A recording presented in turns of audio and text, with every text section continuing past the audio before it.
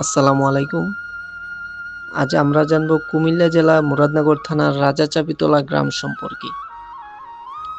চলুন এক নজরে দেখে নেই এই গ্রামের ইতিহাস, গুরুত্বপূর্ণ স্থান এবং এখানে জন্ম নেওয়া কয়েকজন পরিচিত ব্যক্তি সম্পর্কে। এই গ্রামের ইতিহাসে রয়েছে একটি গুরুত্বপূর্ণ ঘটনা।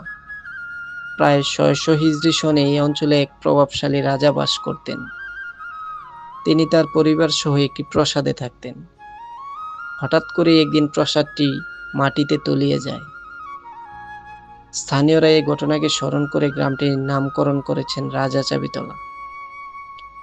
এখানে চাপি মানে চাপা পড়া এবং তলা মানে মাটি বা জমি, অর্থাৎ পুরো প্রাসাদ মাটিতে তলিয়ে যাওয়া ঘটনা থেকে এই নামটি এসেছে।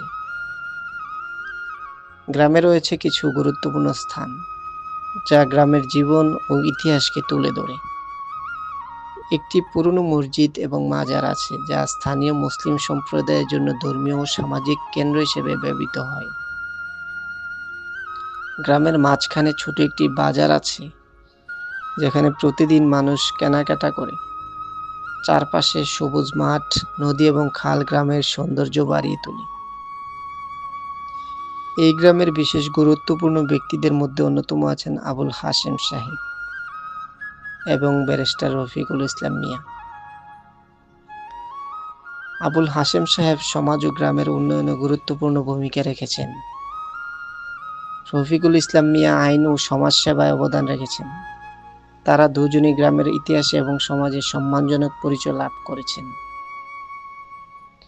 এই গ্রামের ইতিহাস, গুরুত্বপূর্ণ স্থান এবং বিশেষ ব্যক্তিত্বের অবদান এই গ্রামকে অন্যান্য গ্রামের তুলনায় একটি অন্যতম গুরুত্বপূর্ণ গ্রাম হিসেবে তুলে ধরে। আশা করি ভিডিওটি দেখার পরে দর্শকরা গ্রামের ইতিহাস ও গুরুত্ব আরো ভালোভাবে বুঝতে পারবেন। ধন্যবাদ সবাইকে।